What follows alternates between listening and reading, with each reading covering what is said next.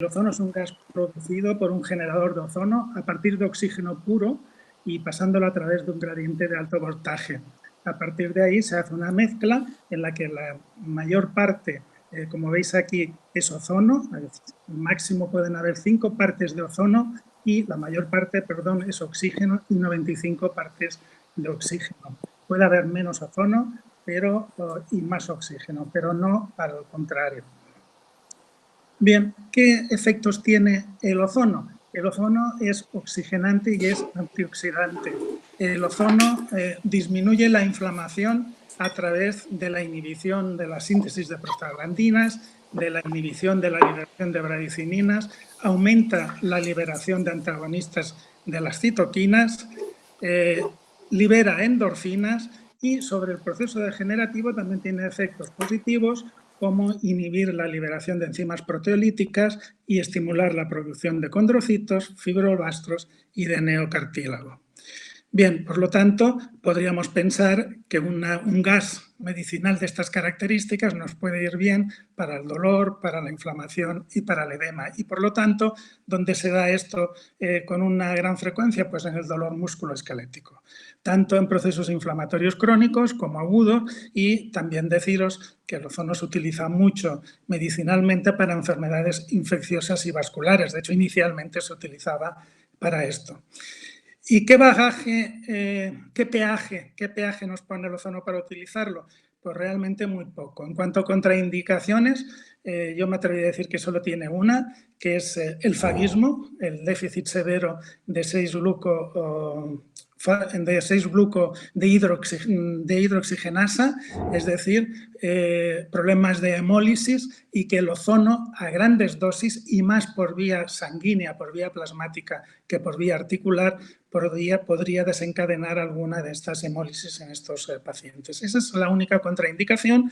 Contraindicaciones relativas son pacientes que tomen grandes cantidades o suplementos de alimentos con vitamina C y E porque interfiere con la acción del ozono, y luego pues contraindicaciones relativas las propias a cualquier infiltración, con una salvedad, y es que el ozono solo está contraindicado y relativamente en INRs superiores a 3, no menos. Luego os explicaré por qué. ¿Y qué problemas nos puede dar el uso del ozono? Pues prácticamente ninguno. Si lo usáramos mal y no estuviéramos depositándolo en los compartimentos donde hay que colocarlo y el ozono se nos escapara y se nos fuera al medio ambiente, pues ahí podría haber una toxicidad inhalatoria con diversos efectos indeseables, desde la irritación conjuntiva hasta un distrés respiratorio, pero esto solo se puede dar con un accidente que es impensable que pueda suceder. Por eso se hablaba con el tema del COVID. Sabéis pues, que en muchos centros sanitarios se desinfectaban las salas con ozono, con aparatos de ozono, empezaron a venderse aparatos de ozono para las casas. Se hablaba del peligro de administrar ozono en el ambiente, pero no cuando se administra en una articulación o en sangre. Por lo tanto, lo vamos a indicar en patología inflamatoria, no solo articular, que es el caso de aquí, sino también ligamentosa, tendinosa, muscular, incluso nerviosa. ¿Y cómo se utiliza? Simplemente cuatro pinceladas. Se empieza utilizando a concentraciones bajas, según el estado de la patología. Se suele empezar a concentraciones de 15 microgramos mililitro y semanalmente se va haciendo una infiltración en la que podemos ir aumentando la concentración dependiendo del caso, dependiendo de la articulación que estemos haciendo. De manera que los tratamientos acostumbran a ser de un máximo de 5 infiltraciones, de 5 sesiones, una semanal, en grandes articulaciones, y habitualmente con 3 es suficiente en articulaciones pequeñas. Bien, esto es algún ejemplo de aplicaciones del ozono. No tiene ninguna peculiaridad a la hora de administrarlo. La infiltración será exactamente igual, el abordaje exactamente igual que si fuéramos a poner otro producto, otro fármaco, con una salvedad que luego os comentaré más detalladamente. Fijaros que utilizamos agujas 27G, es decir, agujas extremadamente finas, y una jeringa siliconada. Pues esto es en artrosis del codo, por un problema del codo, de la articulación, pero también es muy útil en epicondilitis, epitrocleitis, etcétera. Como os decía, no solo en articulaciones, sino también en tendones. Idem para la cadera, donde también tiene diversas aplicaciones, para la rodilla y, como os decía antes, también en partes blandas puede ser útil en fascias, en la fascitis plantar, es una buena sustancia a administrar, e incluso en el neuroma de Morton. Bien, en cualquier articulación donde hayamos estado poniendo corticoides durante los últimos años y ahora ácido hialurónico o plasma enriquecido, ahí podemos poner ozono. ¿Con qué ventaja poniendo de control al corticoide? ¿Con qué ventajas? Pues que usamos, como os he dicho antes, usamos agujas de menor calibre, por lo tanto hay menos dolor a la punción, no hay interacciones con ningún fármaco, excepto lo que has dicho de las vitaminas, que eso es raro, y no hay interacciones con patologías, es decir, no nos va a alterar para nada un problema diabético, un problema hipertensivo. Por lo tanto, es muy útil en pacientes frágiles. Fijaros, aquí os he puesto un pequeño estudio comparativo de las diferentes agujas que utilizamos para administrar pues, corticoides o ácido hialurónico, etcétera. De la más fina es esta, la 25G.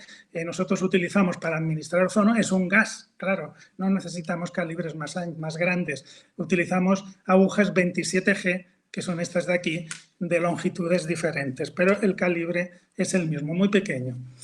¿Qué otras ventajas ofrece respecto a los corticoides? Pues posibilidad de adaptación a la respuesta analgésica individual, pudiendo prolongar en algún momento el número de infiltraciones.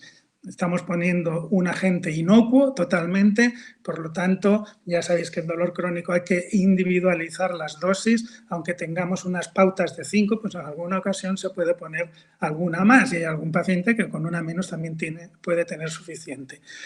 Está claro que con esas agujas tan sumamente finas es menor el riesgo de sangrado, especialmente en pacientes con antiagregantes e incluso con anticoagulantes.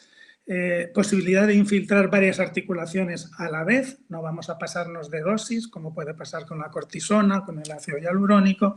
Y también otra característica importante o ventaja es que no es imprescindible la esterilidad completa en infiltraciones periféricas. Naturalmente en la espalda sí, en el axis sí, pero en infiltraciones periféricas, tomando medidas de asepsia, es suficiente. Sabéis que el ozono es uno de los antimicrobianos, antifúngicos más potentes de los que disponemos en el arsenal terapéutico. ¿Qué inconveniente tiene? Pues este es un inconveniente importante y eso es uno de los problemas para su implementación lenta. Y es que ya hemos dicho que los tratamientos son tandas de 3, 5 infiltraciones, una cada semana. Bien, cuando ponemos corticoides, cuando ponemos ácidos hialurónicos, si es de alta densidad, pues hacemos una sola infiltración. Con ozono vamos a tener que hacer habitualmente 5 infiltraciones. Bueno, esto es un problema tal como estamos de carga asistencial, el que una sesión de infiltración se convierta en 5 al administrar ozono, es un problema que se puede tener en las unidades, especialmente las unidades públicas. Bien, y viendo esas fantásticas características que tiene, ¿qué evidencia tiene? Ya hace muchos años que se utiliza la zona. Pues ahí está una de las patas quebradas que hay en cuanto a su implementación también.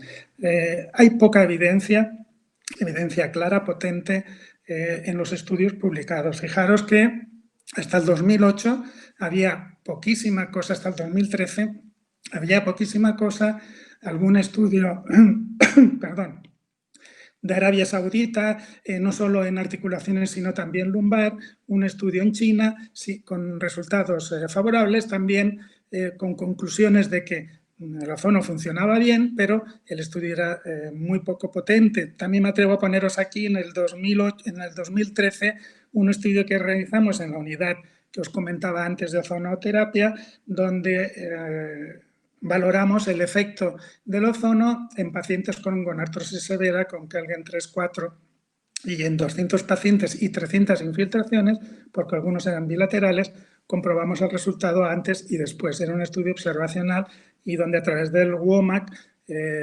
vimos que había una mejoría significativa. Era un estudio observacional.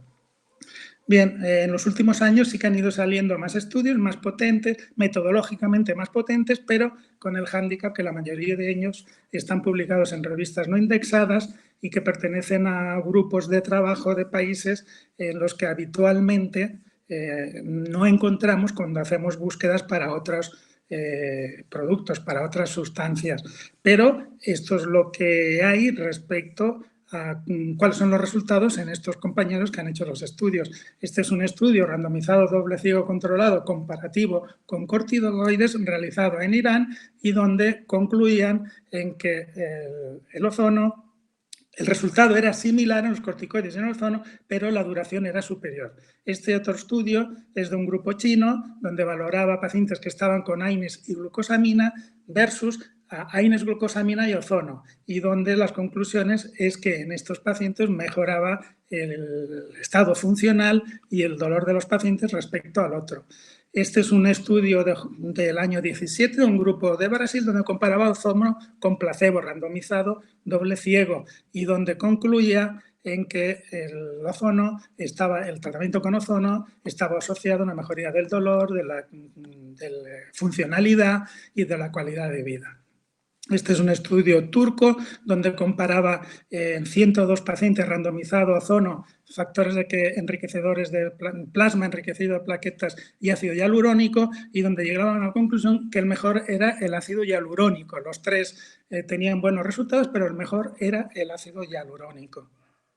Este es un estudio que os recomiendo encarecidamente, publicado en nuestra revista, en la revista de la Sociedad Española del Dolor, de un grupo de Madrid que lidera el doctor Fernández Cuadro, que ha hecho mucha cosa relacionada al ozono y que tiene la característica de que no solo valora la mejora del WOMAC, que es lo que hacemos todos, sino que miró la repercusión del tratamiento con ozono sobre los indicadores bioquímicos de inflamación, sobre la proteína C reactiva, el VSG y el ácido úrico. Y no solo eso, sino que radiológicamente midió la distancia articular femorotibial, medial y lateral, si había un cambio al administrar el ozono al cabo de un año. Y los resultados pues concluían los autores de que no solo mejoraba el WOMAC, sino que mejoraban los indicadores bioquímicos y aumentaba esa línea interarticular. Parece muy interesante, es un estudio sin control, un estudio observacional, pero me parece interesante en cuanto al diseño.